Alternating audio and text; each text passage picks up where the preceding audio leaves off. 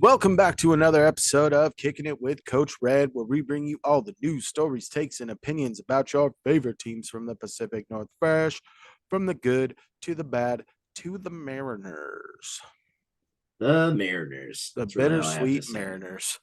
Yeah. Yeah. We are going to talk about those bittersweet Mariners. We are going to talk to you about the Seahawks and their most recent matchup against the Dallas Cowboys. We're also going to get into their upcoming matchup against the San Francisco 49ers, and we'll have us a little fun sprinkled in the middle. But before we do that, why don't I tell you a little bit about us? If you're looking for a guy that this might be my comeback story, maybe I've dropped the ball in a couple episodes, maybe I'm like your Geno Smith. If you're looking for a guy like that, maybe you're looking for a guy like me, your boy Coach Red. You can find me on Twitter at the real Coach Red, on Instagram at the real underscore Coach Red. Find me over on TikTok at the real Coach Red. Also find us over on YouTube. Search Kicking It with Coach Red. Like, subscribe, hit the bell notifications, leave a comment or two. And if you're looking for a guy that might have been a little bit quiet, but this is his game to shine, like DK Metcalf. Maybe you're looking for a guy like Cain. Yeah. I'm Kane. You can find me over on Twitter at Kane2406, on YouTube at Kane06, TikTok and Kick Kane0624. Also follow the show's socials over on Twitter and Instagram at Coach Red Pod. False. Do it, freaking do it. Seahawks end up losing this game by a score of 41-35. This is their third loss in a row. After the weekend, it finds them sliding out of a playoff position. But for a team that had struggled mightily on offense, this was the first game in a while where there were no punts 0 punts in by this game. either team. Yep. That was nuts. It was almost a perfect game, as one would call it. The offensive output was great, which we'll dive into, but the defense had to get some stops, and it just wasn't happening with the resources. When you talk about trades, draft picks, and free agent signings that are on this team, they got to come up a little bit clutch. Granted, Dallas has been riding hot since their loss to the Eagles. Their offense has looked spicy. Yep. And the Seahawks offense hadn't. And when the Seahawks came out humming, you were hoping that the defense could hold up. It wasn't the case in this game. There were some bright and shining spots defensively, but it's not going to get much easier coming down this stretch. Right. But let's hop into Geno coming back. He had that short week after getting hurt against the Rams. Has little bit of a lackluster game against the 49ers, but he comes out slinging early and often, finishes the game 23 of 41, 334 yards, 3 TDs, 1 pick. Didn't get sacked in the game, and some of that was throwing the ball out of bounds, throwing it at running back's feet, and unfortunately on the last play of the game, leaving Micah Parsons unblocked and then trying to pass it to DJ Dallas, who was going to get swallowed by DeMarcus Lawrence. So not the best play design, but it had worked out earlier in the game for 4 or 5 yards. So can't go to the well too many times. And I don't want to leave Micah Parsons unblocked too many times. Not going to be a recipe for success. And what I saw from Geno this week is that he was making smart decisions. I'm not just a misplaced ball on the pick. Tyler Lockett had it too. Just threw it a little bit high and a little bit behind him. If he hits him in stride, it's a completion. So that's one thing. I'm not gonna really credit that, but he was just and Deron Bland makes the play. The guy that had been getting all the picks. He was the NFC Defensive Player of the Month. But oh man, was he getting cooked in this game? DK put him on a poster multiple times. They also, showed the stat where he was there was 5 for 6 on him for the day for over 100 yards already. And it was right before half. So they really put the work on him. And the Seahawks tried a bold strategy right before half where they decided, hey, we're going to score 3 touchdowns, but you're only going to count one.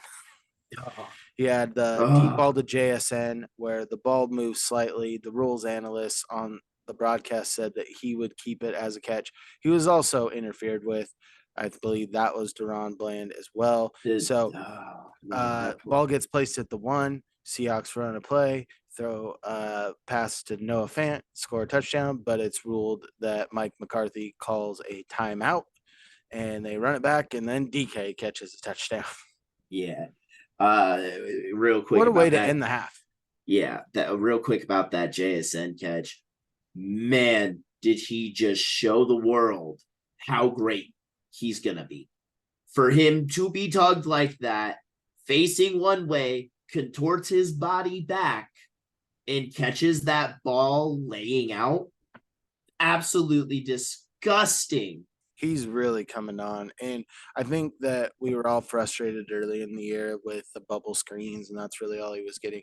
But I think we brought it up in the last episode. We seem to forget he missed the entire preseason. He didn't play much at OSU last year due to injuries.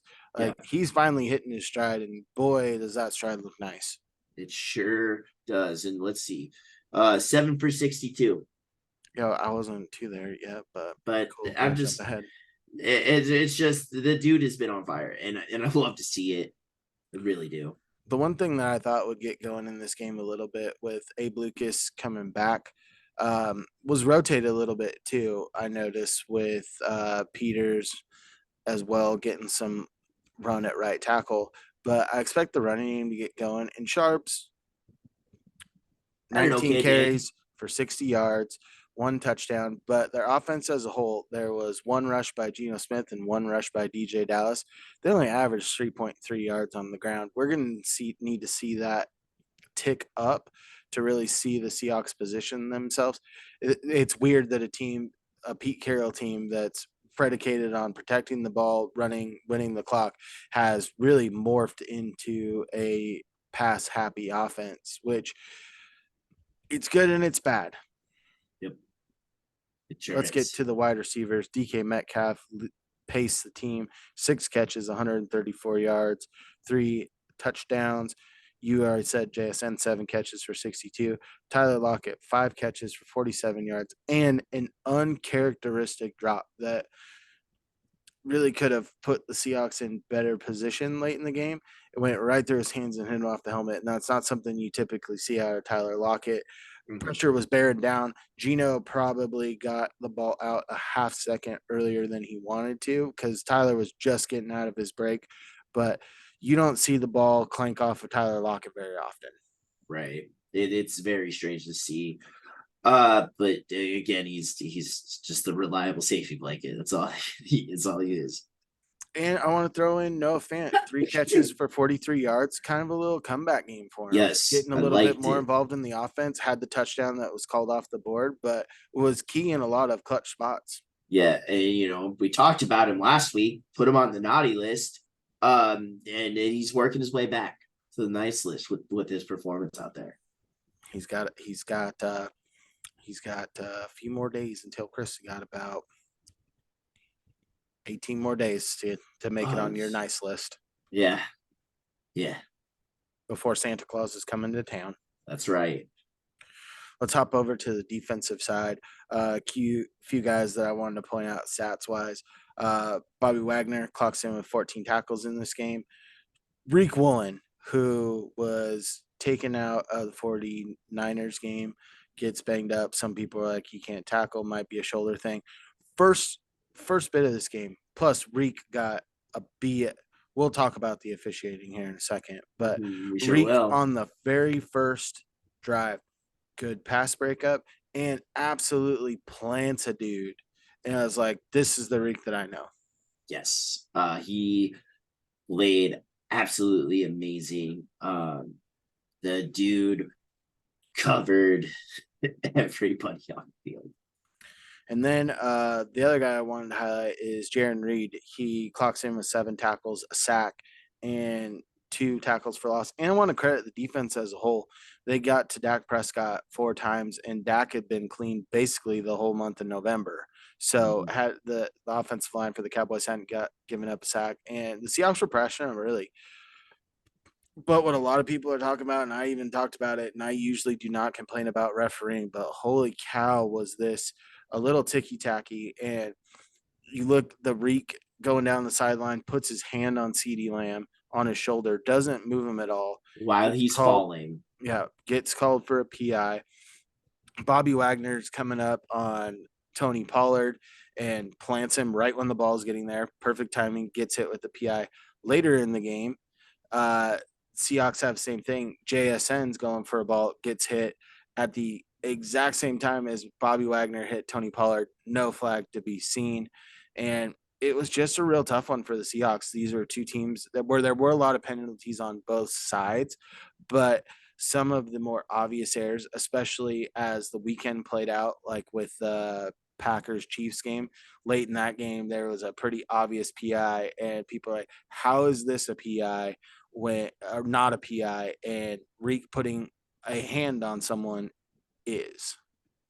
Yeah, nah, it's you kind of think it's a conspiracy thing going on. I'm Usually the not people buying go, into I that. know, I know. If It's it's a all up. if it's a conspiracy thing, I guarantee the NFL, if this is a NFL ref conspiracy, they want Patrick Mahomes to win, and they're not going to blow a call for Patrick Mahomes late in the game. And I just mean for like betting purposes, over unders. It's wild. It's the officiating has been terrible in the league all year long. It yeah, has been absolutely garbage. but the one And big how, thing yeah. that came from this game is viewership. This was the most viewed Thursday night game if you exclude Thanksgiving that in the whole calendar year. It was a good matchup against the Seahawks that have been struggling, but the Cowboys who have been playing pretty darn well as of late. And it was an old fashioned shootout. And Mhm. this kind of reminds me of when Goff was still with The Rams and the they played Rams, and Kansas it was City. that game and the 49ers Rams game where it was just score, score, score, score, score, score, score. And Mhm. scoring's fun. And I think when I came out of this game, a buddy had texted me, and my response to that was, this game was fun and not fun all at the same time. Like, I came out of that game, like, I was upset that they lost, but I wasn't mad because they played an amazing game. Especially offensively, because out of the what we had seen, we were back to 7 quarters without a touchdown. To see the offense find their footing, and I thought it was going to be a rough day, especially early. Their first two plays didn't really go, and DK Metcalf just plucks one and then sprints like 87 miles an hour right up the seam. Yeah. Yeah, that was baller. That was so baller. And then signs after the touchdown. Oh yeah. Well, we'll hop into our player of the game. I wonder who Kane's player of the game is going to be. My favorite player on the Seahawks, of course. DK Metcalf, man, that dude was just so awesome. I mean, 8 for 134, 22.3 average, and he caught 3 touchdowns. He single-handedly said, "Hey, CD Lamb, you said you were the best receiver in the league. Well, I'll raise you one." And he put a performance of like a career day for him. Yeah, A him and career CD day. for best wide receiver in the game. That was so back and forth. CD had made some great plays throughout the course of that Yeah. game, but DK Metcalf was there stride for stride. And man, he was locked in. He was locked in for this game, and you'd love to see it. The whole offense, as we said, just played so great, and just vibed off each other. And DK was the forefront, especially with the first play or the third play of the game, where you said he plucked it and took it to the house. That dude was gone. Coach Red, who's your player of the game? I'm gonna go with Jaron Reed in this one. I thought about going Gino, but this was kind of the first splashy game. Held up well in run defense, and then Mm-hmm. really got after the quarterback. Was in the backfield quite a bit in this game, and put the Seahawks in a position to do well. You're going to need to see this going forward, especially with him and Leonard Williams. Mhm. Pass rush from the interior really affecting the game. It didn't come out in a dub in this one, but this was a good step to see after a few quiet weeks from Reed. Right. Right. He really, really broke out this year for me in this game. He was busting through that offensive line, which is usually one of the top lines in the league at protecting Dak and letting him just ball out. And he was going through that line like you know, butter and a knife, basically. Butter and a hot knife. Yeah. There you go. Thanks. All right. With the Seahawks sitting, a few weeks ago, they were tied at the top of the division. Now they're out of a playoff position. You knew this stretch was going to be tough, and it is seeming tougher than we thought with the loss to the Rams. But you're getting a couple of teams coming up where the Niners and Eagles they played last week. This could kind of be seen as a trap game for the Niners as they play the Cowboys right after. Cowboys and Eagles play this week. Yep. So you saw some holes with Philadelphia last week for the first time this year besides that Jets game. So what you're looking at is the Seahawks, you kind of are looking a little bit more forward than you were a couple weeks back to next year and how this team is going to be constructed. So we wanted to look at a position on offense and defense for each of us that we would look to upgrade, make a change, where we see some need to be had. So Kane, let's start off on the offensive side of the ball. Yep. Which position do you think the Seahawks should target? I think the position that the Seahawks should target is quarterback. Yes, Geno has been average for the Seahawks, right? I think we've said this multiple times. He's back, like, you know, He's the he best is, backup quarterback in the league. yeah. And, And he's you been know, playing well enough as a starter to keep his job. I agree with right, that, but you've seen some chinks in the armor this year. right. It's the decision making this year, the temperament this year, a lot of things that I don't really like personally. And I think they need to go about take a quarterback in the first round, go for a guy for talent. Take the talent while it's there. And the three players that I have targeted is Michael Penix Jr., of course, the crazy year that he's had. Jaden Daniels out of LSU. He's also, a big improviser, scrambler, has big arm, positive legs, love to see it. And my third guy is Bo Nix out of Oregon. I think that Bo Nix, like we've said and you said before, he's also just kind of like Jane Daniels. He's got very strong legs, and I'm gonna let you take the rest on him. You know more about him than I do. So Kane's just going with the three quarterback Heisman finalists. Love to see it. All former Pac-12 guys because Jaden Daniels started his career at Arizona State. Yep. So little breakdown. I think Penix is a younger, bigger arm, more accurate Geno Smith. He's not going to get you a ton in the running game. He is athletic enough to go get you a first down, but where he strives is big throws and throws that you need to make at the NFL level, and he's made them really with a lot of frequency at UW over the past 2 years. The arm strength is there, his ability to hit the deep ball. When you look at the Seahawks, you look at them as a short pass game and a deep threat. This guy throws the hell out of the deep ball. He gives you a little bit more accuracy in the intermediate game and can hit those screens pretty well.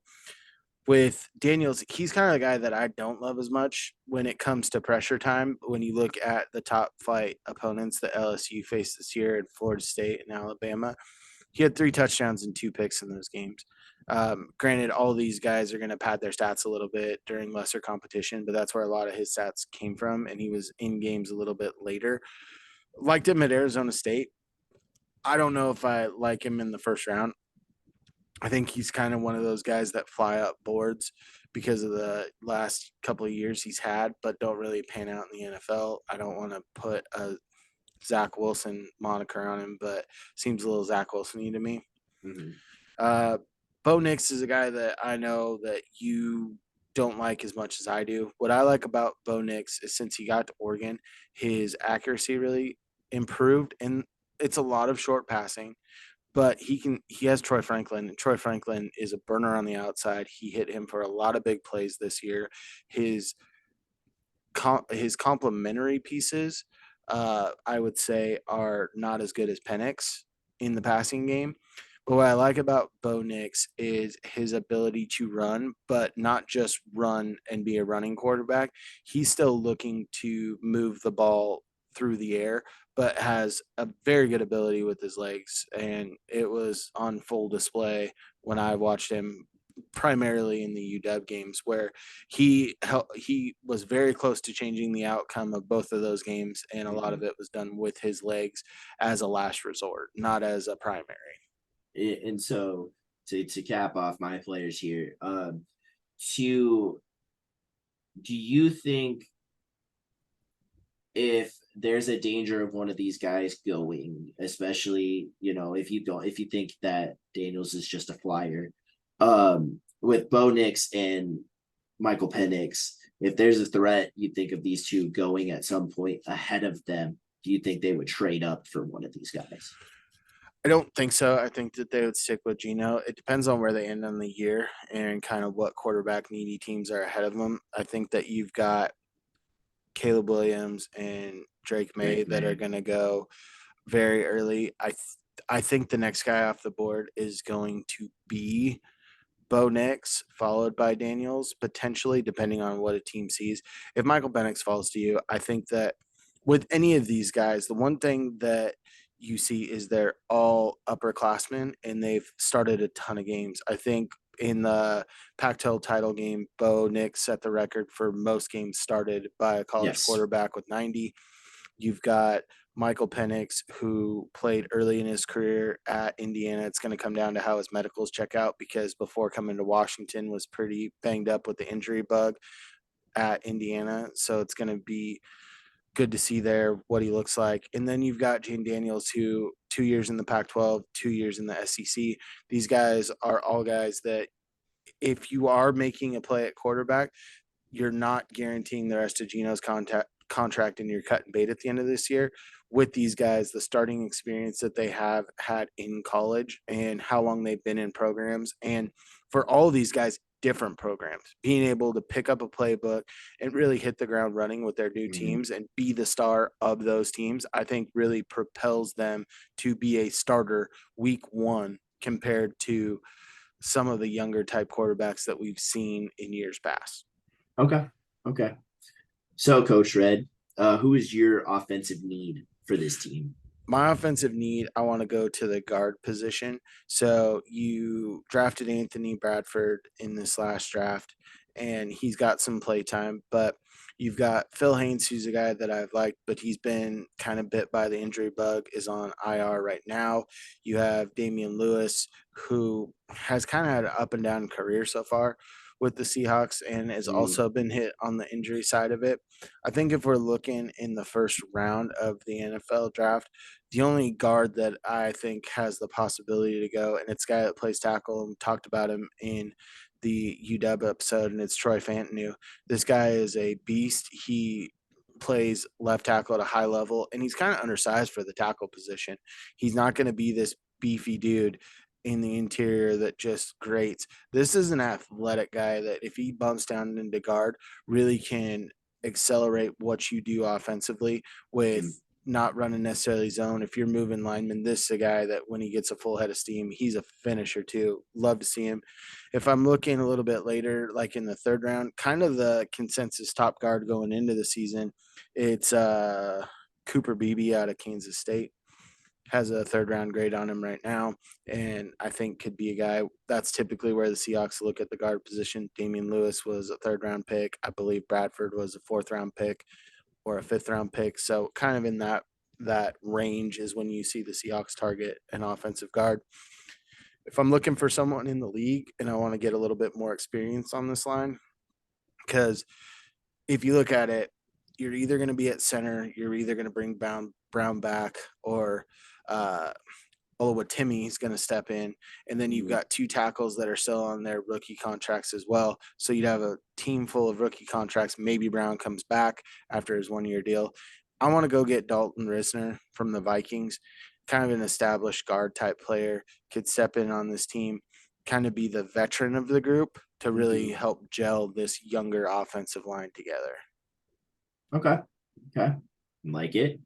All right, Kane, let's go to the defensive side of the ball. Um, I am going safety with this team. I know we have Julian Love there, and he's played all right in the times that he's been on the field. And I think Quandre has lost a step, honestly. Up until recently, he's kind of finding his footing again. But how much longer can that go, in my opinion?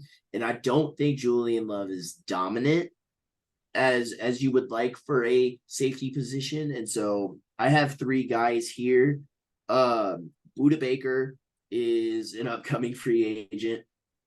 The dude has been absolutely phenomenal for the Cardinals, and he is a whole UW boy. So love to see that.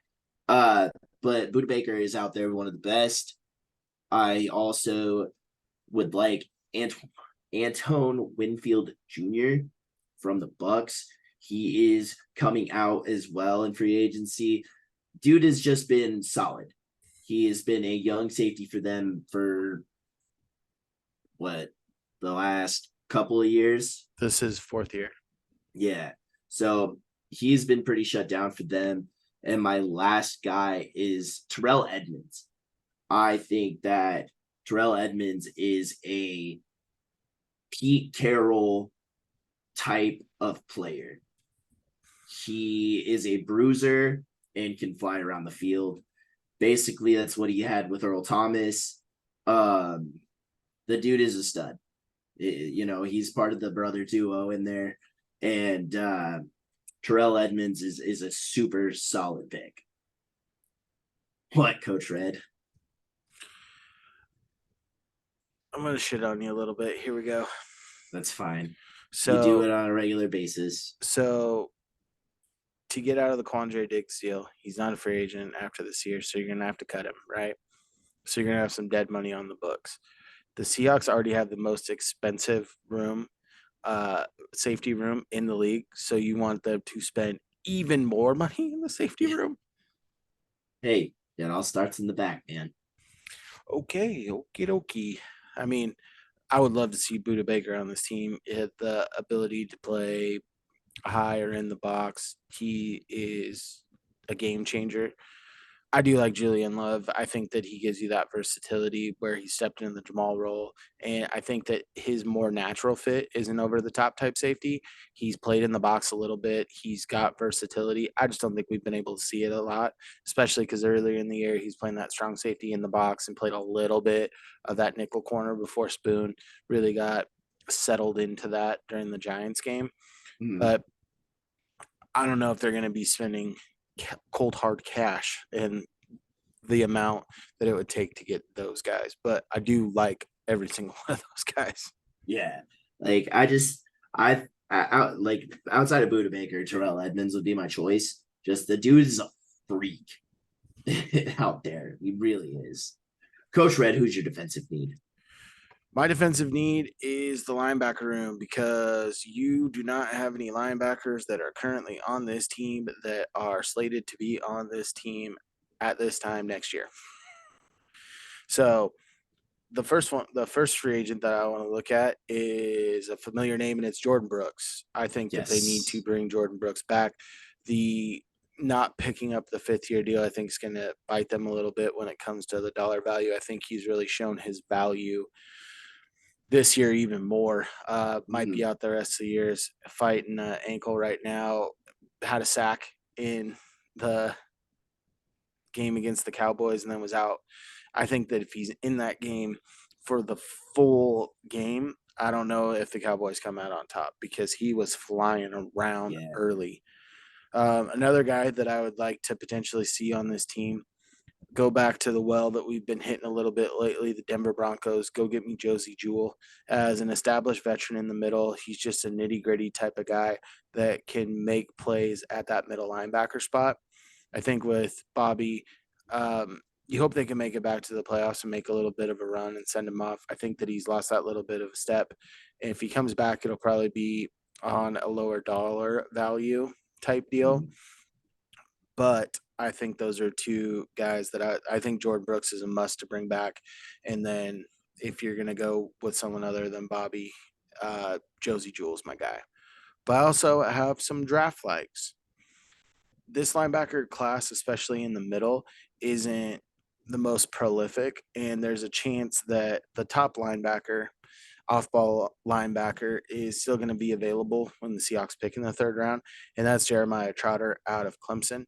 Dude's a stud, but this linebacker class is a little bit weak compared to some of the ones in the past.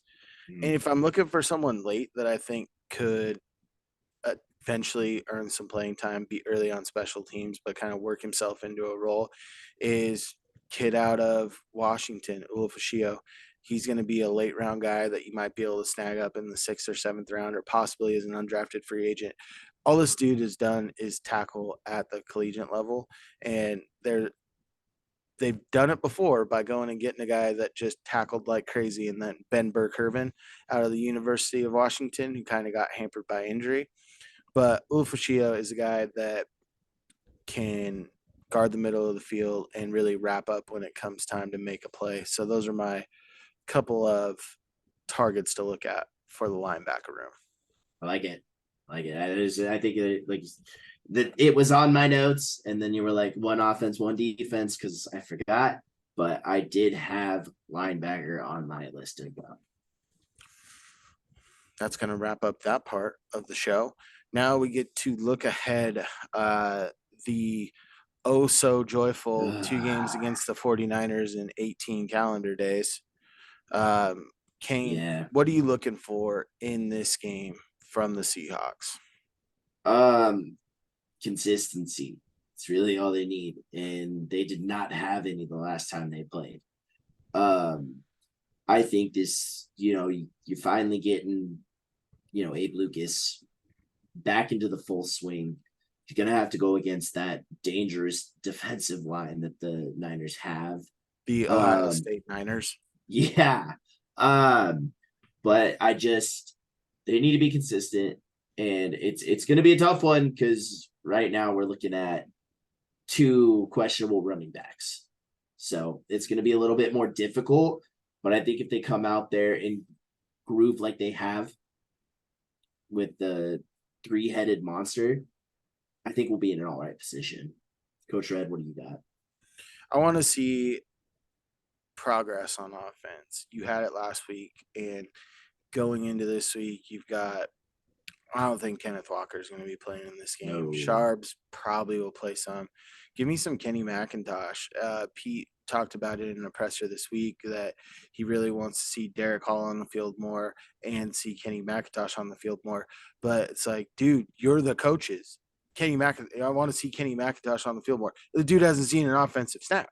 I was Yeah. expecting to see him a lot, especially late. I know that he missed a lot of time, but where he really profiles is that pass catcher out of the backfield. And I want to see him get a little bit of run. I want to see the zoom that Mm. I've been hyped up. Seeing that getting a little bit more even on offense to help control the clock a little bit more, I think is going to be key.